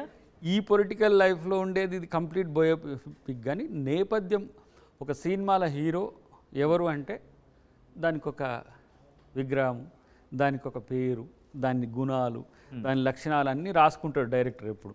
ఆ డైరెక్టర్ అద్దంకి దయాకర్ అనే గుణాన్ని రాసుకుంటాడు, అద్దంకి దయాకర్ అనే క్యారెక్టర్ని డిఫైన్ చేసుకున్నాడు. తన పాత్రకు అద్దంకి దయాకర్ లాంటి పొలిటికల్ లీడరే తన జీవితమే నేపథ్యం అయితే ఎట్లా ఉంటుంది అనేది మోడల్. ఇప్పుడు ఎగ్జాంపుల్ యాత్ర తీసిండ్రు, రాజశేఖర రెడ్డి గారు నేపథ్యాన్ని మమ్ముట్టి గారు వేసిండ్రు. తన ఆహార్యాన్ని, తన నటనను, అంటే తన బిహేవియర్ని నటనల రూపంలో చూపించడం, తన యాక్సెంట్ని చూపించడం ప్రయత్నం చేస్తాడు. కానీ దయాకర్ ఇంకెవరిదో నటించలే, దయాకర్ ఇట్ సెల్ఫ్. దయాకర్ జీవిత నేపథ్యంతో దయాకర్ ఒక రాజకీయ నాయకునిగా ఎదుగుతున్న క్రమాన్ని బేస్గా తీసుకొని ప్రస్తుత సమకాలీన రాజకీయాల్లో జరుగుతున్న వాటిని నాతో నేనైతే ఏం చేస్తాను. ఎప్పుడు రిలీజ్ కాబోతోంది మూవీ? ఇప్పటికి ఇట్స్ టైమ్ టు మూవీ. ఎక్కువ ఢిల్లీ, ముంబై ఇవన్నీ ఉండేది కూడా ఓన్లీ మూవీ కోసమే. అందరూ అనుకుంటూ టికెట్ల కొరకు సర్దుకొని పోయిండు కాక ఢిల్లీలో ఉన్నాడు. నేను ఇప్పుడు ఒకటేమో ఓటీటీ ప్లాట్ఫామ్ చూడాలి, ఇప్పుడు కోడ్ ఎంటర్ అయింది కాబట్టి, లేదంటే థియేటర్స్ అనేది అంత సింపుల్ ఏం కాదు, అది 5 languagesలో తీసినాం దాన్ని. సో 5 రాష్ట్రాల దానికి సంబంధించిన వాళ్ళతో, ఇప్పుడు మలయాళ అయితే కేరళతో, తమిళ అయితే చెన్నైతో, కన్నడ అయితే బెంగళూరుతో, ఇవన్నీ తిరుగుతుండాలి. ముంబై హిందీ వెర్షన్ కొరకు, తెలుగు అంటే మనకి ఇక్కడ లోకల్గా ఉంటుంది. ఒకసారి దాన్ని రిలీజ్ చేయడానికి అంత ప్లాట్ఫామ్ క్రియేట్ చేసుకున్న తర్వాత ఫ్రీ అయిపోతుంది. ఈ లీన్ టైం నాకు మంచిగా ఉపయోగపడుతున్నది. సో దాని ప్రమోషన్ అనేది కూడా కొంత లిటిగెంట్గా ఉంటుంది, ఎందుకంటే అది కంప్లీట్గా ఏమంటాం దాన్ని సెన్సార్ రావాలి. సెన్సార్ వచ్చిన తర్వాత దాన్ని ఎవరైనా మామూలుగా ప్రోమోస్ ఇస్తారు, సినిమా పేరు చెప్తారు, సినిమాలో ఏం థీమ్ ఉందో ప్రచారం చేస్తారు. ఎలాగా ఆ సందర్భం వచ్చింది దగ్గర సినిమా పేరు ఏమండి? సినిమా ఇంకా అనుకోలే, 2-3 ఆప్షన్స్ ఉన్నాయి. సో అది ఇండియా లెవెల్లోనే ఉంటుంది. Pan India subject. పేర్లు ఏమనుకుంటున్నారు ప్రస్తుతానికి? ఇక అది మళ్ళీ మా డైరెక్టర్ ఏమంటాడు ఇప్పుడు నేను మీతో చెప్తే డిప్లొమాటిక్ ఆన్సర్ కొంచెం ఏముంటుందో చూడాలి. మేరా భారత్ అనేది అప్పుడు ఎక్స్పోజ్ చేసినాం మూవీ తీసే టైంలో. బట్ మేరా భారత్ అనేది 5 సినిమాలు ఉన్నాయి రిజిస్ట్రేషన్, 2 years వరకు ఇవ్వరు. ఒకటి మలయాళ మూవీ మేరా భారత్ అయితే. సో చూద్దాం, మంచి ఇప్పుడు జరుగుతున్న పాలిటిక్స్లో ఉండే నేమే ఉంటుంది. త్వరలో దాని లోగోతో పాటు ఎవరిని మన పెద్ద ఆయన ఒకసారి కన్సల్ట్ కావాలి, కీరవాణి గారిని, ఎందుకంటే ఆడియో కూడా రిలీజ్ చేయాలి. ఇంతవరకు చేయాలి. ఒక్కటి గద్దర్స గారి సాంగే ఈ బానిసలారా లేండిరా అనేది ఒకటి చేసినాం. దాన్ని అందరూ ఏమనుకుంటారు అంటే మన యూట్యూబ్ సాంగ్ అనుకుంటున్నారు దాన్ని, అంటే దాన్ని మనం లిరికల్ చేసినాం కదా. మామూలుగా ఇప్పుడు లిరికల్ సాంగ్స్, యూట్యూబ్ సాంగ్స్ కొంత ఉన్నాయి, అట్లా అనుకుంటున్నారు. అది ఈ సినిమాలో ఉంది. వారి గద్దర్ గారు ఏమన్నారంటే, నేను సినిమా నేపథ్యంతో నా పాటను రిలీజ్ చెయ్యను, మీరు కీరవాణి గారితో మాట్లాడండి, బట్ నేను ఇది సామాజిక సంఘాలతోనో ప్రజా సంఘాలతోనో నేను నా పాటను రిలీజ్ చేసుకుంటా. ఆయన పాపం ఆయన చనిపోకముందే ఈ పాటను రిలీజ్ చేయించిండు, అదేందో యాదృచ్ఛికం. ఆ పాట వారే పాడి వారే నృత్యం, మన సుచిత్ర చంద్రబోస్ గారు దాని కొరియోగ్రఫీ, ఆమె చాలా ప్రేమతో చేసి, దాన్ని ఒకరు చెప్తే మామూలుగా చేయడు ఆయన. నేను సహజంగా గద్దర్ అంటోడు ఒక పాట పాడితే ఎట్లా పాడతాడో, ఎగిరితే ఎట్లా ఎగురుతాడో అదే ఎగురుతా, అది తీసుకోరి, నేను ఎగురుతుంటే తీసుకోరు రా, ఇది ఎక్కడిది, నాకు ఈ choreography this is not good అనేసి అలా. నువ్వు ఓకే, నీ వెనక ఉండేటోళ్ళు కొంతమందికి లైనప్ కావాలి కాబట్టి అంటే వారు కూడా చిన్న పిల్లగారిని కనుక ఎట్లా లాలిపాట వాడతారు సుచిత్ర గారు, నేను చూసినా కదా. ఇట్లా కాదు సార్ ఇట్లా ఇట్లా అని చాలా మంచిగా పాట కూడా బాగుంటుంది. రేపు కీరవాణి గారు కూడా అవి పాటలు, కీరవాణి పాట ఇంకా కొన్ని పాటలు ఉన్నాయి, వాటితో రిలీజ్ చేసే పని తొందరలోనే చేస్తాం. ఎందుకంటే ఇప్పుడు అంత రాజకీయ నాయకులంతా అదే బిఫోర్ కంక్లూడింగ్ ఉంటారు. బిఫోర్ కంక్లూడింగ్ మూడు ఇక్కడ మాటలు వినిపిస్తున్నాయి. ఒకటి, కంటోన్మెంట్ నుంచి బరిలోకి దిగబోతున్నారు. వరంగల్ అనేది దాదాపు ఆప్షన్ క్లోజ్ అన్నట్టు కనిపిస్తున్నాయేమో, మీ కాంగ్రెస్లో ఏదైనా జరగచ్చు. ఇంకా మంత్రి పదవి, దాంతోపాటు బహుశా నెక్స్ట్ ఏంటనేది క్వశ్చన్ మార్క్. అది ఈ మూడిట్లో అద్దంకి దగ్గర ఏమనుకుంటున్నారు? ఏది ఎక్కువ మూడు మంచియే, నువ్వు అన్న మూడు మంచి, ఏది ఎక్కువ పాసిబిలిటీ ఉంది? ఈ మూడు మంచిగానే ఉంటాయి. మూడు ఆప్షన్స్ ఉన్నాయి, మూడు సమానంగా అవకాశాలు ఉంటాయి. ఓకే, బట్ మూడు ఒక అడుగు ఎక్స్ట్రాలో ఉంటుంది కదా ఒకటి. అన్నీ ఇప్పుడు ఒకదానికొకటి ఇంటర్లింక్డే, ఒకదానికొకటి ఇంటర్లింక్డే ఉన్నాయి. కాబట్టి ఏదున్నా భవిష్యత్ పార్టీకి మాలాంటి వాళ్ళం చాలా ముఖ్యం. ముఖ్యం అనేదానికంటే మేము పార్టీకి మరింత డెడికేట్ అయి పనిచేయాల్సిన ఆవశ్యకత పెరుగుతుంది. 24 జూలై తర్వాత, జూన్ జూలై తర్వాత ప్రజలు ప్రజాస్వామ్యాన్ని ప్రేమిస్తే మాకెక్కువ పని ఉండదు. మీన్స్ ప్రజాస్వామ్యాన్ని ప్రేమిస్తే అంటే కాంగ్రెస్ పార్టీకి దేశంలో కూడా అధికారం వస్తే, మా రేవంత్ రెడ్డి గారు లెక్క ముఖ్యమంత్రి ఈడ ఎట్లయిండో, రాహుల్ గాంధీ గారు కూడా అట్లా ప్రధానమంత్రి దేశంలో అయితే మాలాంటి వాళ్ళకి పెద్ద పని ఉంటుంది. రైట్, అప్పుడు మేము ఏం చేయగలుగుతాం? ఆయననే ఓబీసీ జనగణన అన్నాడు కాబట్టి రాహుల్ గాంధీ గారే దాన్ని ఓబీసీ జనగణన చేసి, అంటే నా ఉద్యమం నెక్స్ట్ అనుకున్నాం, నాకు ఉంది కదా, దాన్ని ఇంప్లిమెంట్ చేసే పనిలో ఉంటాం. ఒకవేళ ఏదేని కారణాల వల్ల మళ్ళీ బీజేపీ వస్తే మాలాంటి వాళ్ళ అవసరం, మాలాంటి వాళ్ళ పని మరింత ఇంతకంటే ఒక 10 times ఎక్కువ పెరుగుతుంది. ఎందుకంటే ఇక ఆ పరిస్థితి చాలా డిఫరెంట్గా ఉంటుంది. అది ఎందుకు అప్పుడు చెప్తాం మంచిగా. Sure, thank you so much Addanki Dayakar గారు స్టూడియోకి వచ్చి దీనికి సంబంధించి మీ విషయంలో నెక్స్ట్ ఏం జరగచ్చు, కాంగ్రెస్ పార్టీ వ్యూహం ఎలా ఉంది, మీ వ్యూహాలేంటి కూడా పూర్తిగా చెప్పబడుతుందని చేస్తున్నందుకు థ్యాంక్ యూ సో మచ్. మరిన్ని వీడియోస్ కోసం ఛానల్ని సబ్స్క్రైబ్ చేయండి, లేటెస్ట్ అప్డేట్స్ కోసం వాట్సాప్ ఛానల్ని ఫాలో చేయండి, అండ్ లింక్ డిస్క్రిప్షన్లో ఉంది.